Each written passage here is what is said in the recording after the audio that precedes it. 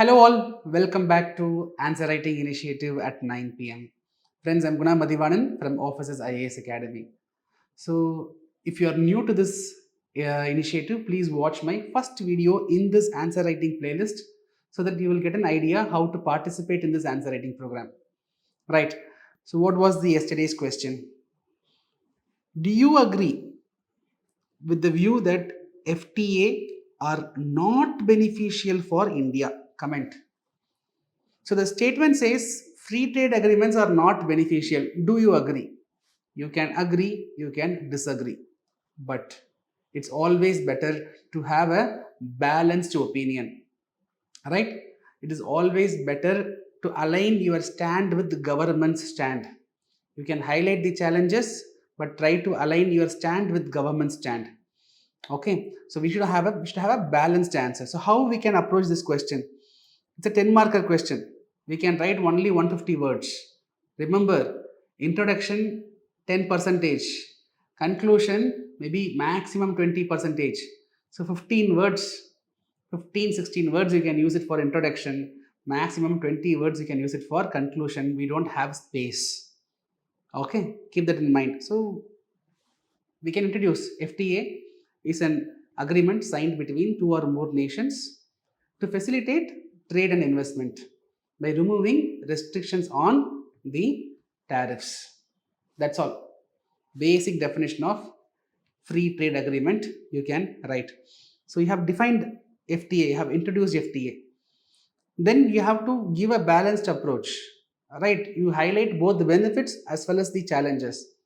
So signing FTA comes up with following challenges. Sorry, following benefits. First, we will discuss the benefits. Signing FTA comes up with following benefits. Benefit number one, benefit number two. What is the benefit? When you sign an FTA, you will have better market access to other countries. That will help in improving economic growth. Right? So Indian service sector will have an access to wide range of opportunities. Our industries will get easy raw materials. Our Indian customers will be benefited because of cheaper imports. We can diversify our export baskets. Free trade agreement will help us to improve our exports, improve our investments, that will improve our foreign exchange reserve. Like that, there are many points. You choose 5 points what you want. Remember, it is a 10 marker question. You cannot write everything. Choose 4 5 points to highlight the benefits of FTA.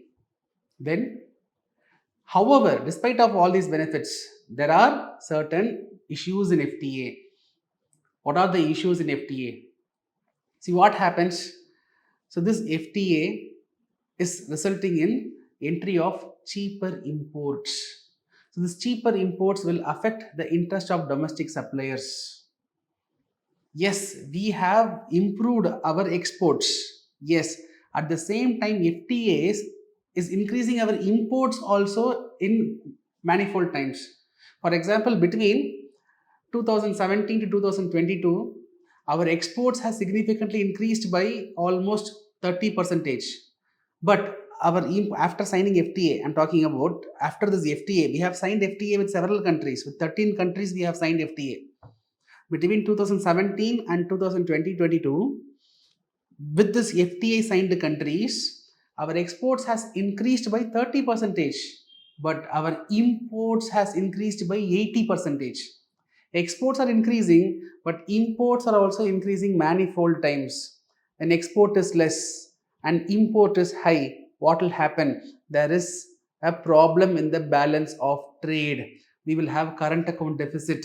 Our forex reserve will be depleted. We can even face balance of payment crisis. Cheaper entry of cheaper imports will affect the interest of domestic suppliers. Just imagine cheaper agricultural imports.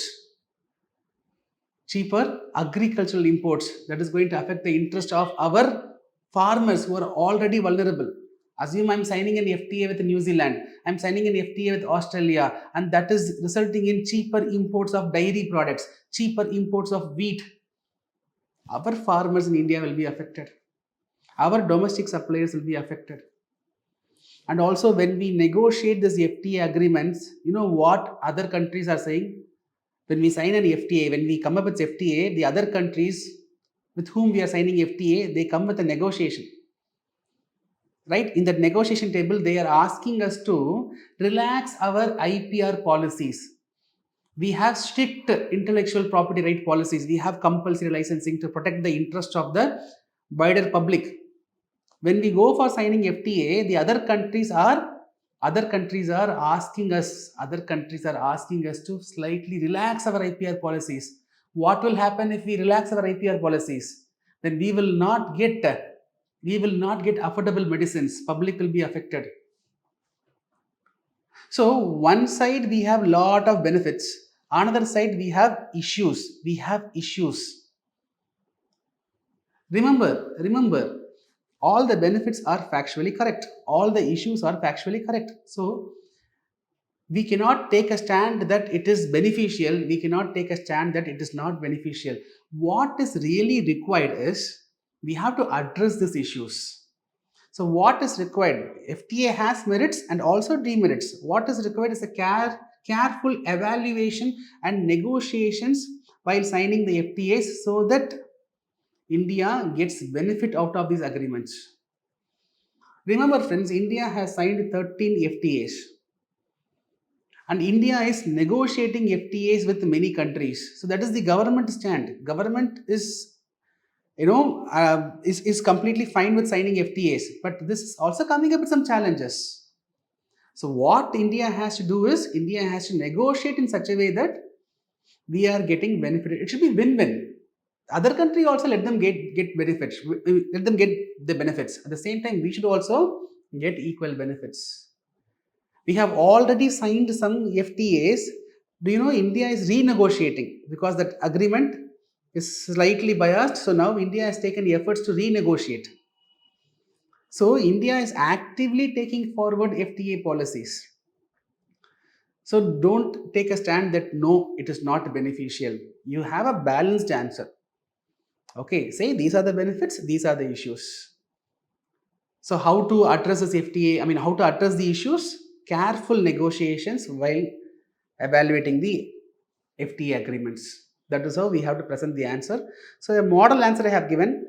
In the model answer, I have given some additional points. Right? So I have explained what is the FTA. Right? I have explained the benefits. In benefits, see, I have given 6 points. You can restrict with 4 or 5 points. Right? Similarly, for challenges, I have given 7 points. You can restrict with 4 or 5 points. That much is sufficient. Just value addition, I have given some additional points so that you will develop some awareness about this topic. Then finally, conclusion. See, simple conclusion. FTA have their own merit and demerits. So what is required is a careful evaluation and negotiation while signing FTAs, so that our country is getting benefited overall. Give your stand at the end. Don't start your answer with the stand yes, no. It should not be like that, okay? So I hope you got some clarity. So now let me do the evaluation. So yes, before doing the evaluation, friends, when you upload, please provide access. So several answers we are not able to open since you have not given access to open that document. That is number one. Please write in unruled paper. Don't write in ruled paper. We will not evaluate. Okay, so keep that in mind. And also please mention your name. Your email ID or your username is not clear. Please mention your name in that answer sheet, okay, so that it is easy for us to note down the best answers. So yes, Felix. So friends, even yesterday Felix answer was one of the best. In no particular order, I have arranged the top 3. Okay, so Felix has done well. Just go through how he has managed, how he has tackled. So do you agree with the free trade agreements? Yes. He first defines what is free trade agreement. Then he says FTA is not beneficial for India. He is coming up with 1, 2, 3, 4 points. See, look how he is highlighting the subheadings and how he is highlighting the important terminologies inside the point. So what happens when we highlight? The evaluator will see those highlighted points and it will save the time for the evaluator in the evaluation process. If you save my time, if you save my energy, then I might put some additional marks. I will come forward to give some additional marks because you have made my work easier. So yes, please underline the key terms like how Felix has done in this answer. So he has given that these are the points which says FTA is not beneficial, and he is also coming up with a balanced answer. He says these are the points which highlights FTA is beneficial. He is coming up with around 4 points. Then finally he concludes it has both benefits and certain challenges. He is giving measures like anti-dumping policies, promotion of exports to remission duties. We can address this challenge. There is issues, there is merits. These issues has to be addressed. That is what should be the ideal solution. Right? Next, Velvadi. Velvadi, yes, you have also given a good answer. You have introduced. But here you are saying, I would not agree. Please don't do that. Don't do that. Yes, advantages of FTA. You have come up with illustration that is very good. Right? So here you have given advantages, and once again you are trying to come up with detailed advantages. Right? So all those is actually increasing the word limit, and you started highlighting the issues, but you have not given any points. I mean, see, please give pointers. Mention first point, second point, third point, fourth point. Okay, give an impression to the evaluator that you have written 5 6 points. Right? So yes, this conclusion is also fine, but the problem with Velvadi's answer is word limit. You are exceeding the word limit. So if you are going to write this much, you cannot complete the paper. But still, content is good. Right. Next one is Ranjini, neat presentation. Right. So you have given introduction, you have given list of benefits, you have also given the drawbacks. Right. 6 benefits, 6 drawbacks, and also a decent conclusion. Right. So it is a good answer. I think Ranjini, you are from steeplechase batch, I guess. Right. Okay. Right. Now, the next 3 answers where I have erased the name, there are some issues. Friends, please make a note.